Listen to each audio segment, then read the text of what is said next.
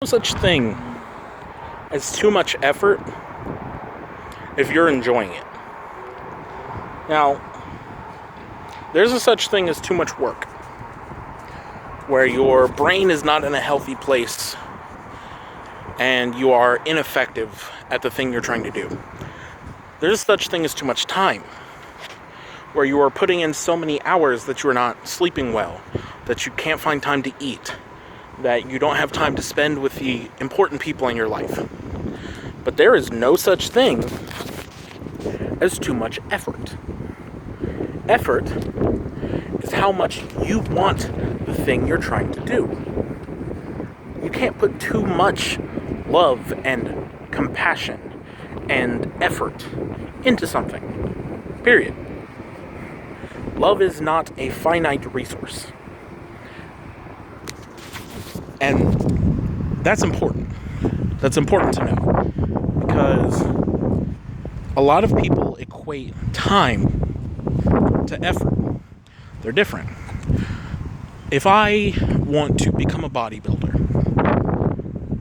sure, I can spend hours and hours and hours in the gym. But there's a point where you are putting in too much work. You're harming your body. There is a point where you're putting in too much time.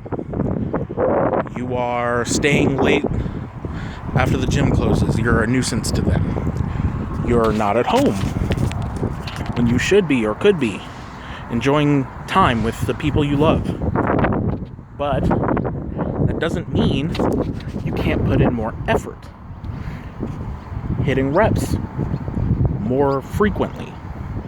Doing more and doing it better. Lifting in the way that is more of a workout. When you get home because you almost spent too much time at the gym, you almost missed time with your family. When you get home, talk to your family. Because I guarantee you, if they are the supportive kind of people that you should have in your life, they will care about what you did in the gym today. They will care. They will support you. They will say, good job. That's a lot. I don't think I could do that. And if they could do that, they'll say, good job. That's a lot. Pump it up next time. Pussy? No, they won't say that. But you'll find supportive people in your life, and that's important. And then when you're at home, there are other things you can be doing that are not going to the gym that will help you become a bodybuilder. Because it's not just gym time. There's a lot of other things that come with being a bodybuilder. Eating right is a big one. And to eat right all the time takes time. And it takes effort. So, meal prep. Because you're not spending 16 hours in the gym every day. And if you are, it might be too much. I would look it up. I would say, how much time are the greatest bodybuilders in the world spending in the gym?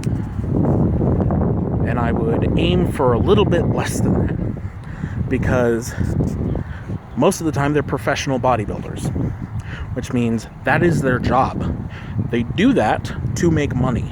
If you don't have anything that makes you money besides bodybuilding, then yes, you're going to put in a lot of time in the gym.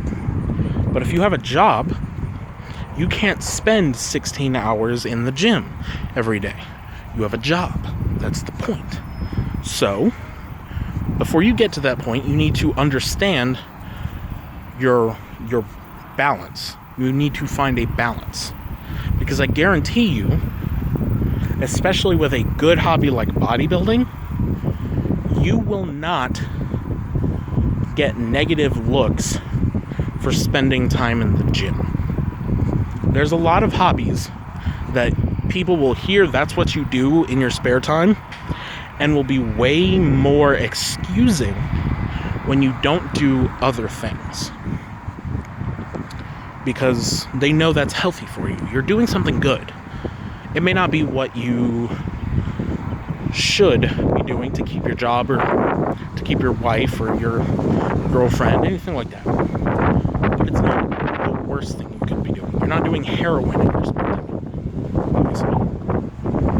Don't do heroin. So there are things you can do at home that are not lifting weights, that are not going to the gym. And there are things you have to get done. So that is time outside of the gym. Once you find that, you can find time inside the gym. And you can put in work when you're at home even. If the time inside the gym is still too much, you can go home and you can meal prep. You can go home and you can stretch and relax your muscles. You can go home and you can get a massage, because that helps your muscles grow and be ready to go again. That's my car.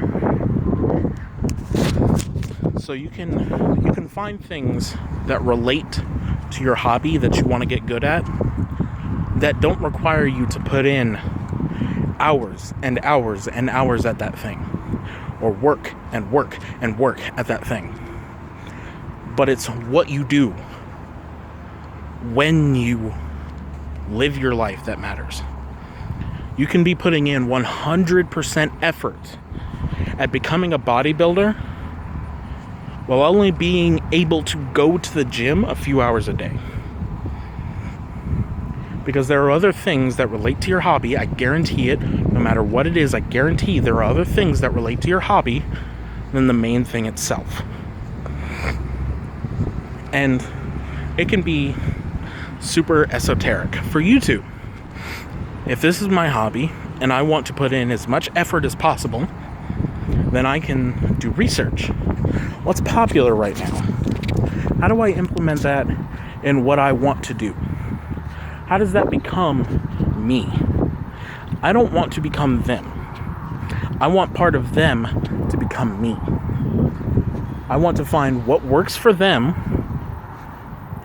that I can do that doesn't change who I am. That's research. That's, part of what YouTube could be. There's also effort in how I do my videos. I can focus on having a steadier arm, even walking at a more consistent pace, so that the video doesn't bob more. But I feel like that's kind of lame, because that's not me. So there are things you can do that relate to what you love, your passion is what it really should be called, that are not finite. You can always do more research. You can always do something that helps you do your thing better. And that's what's important.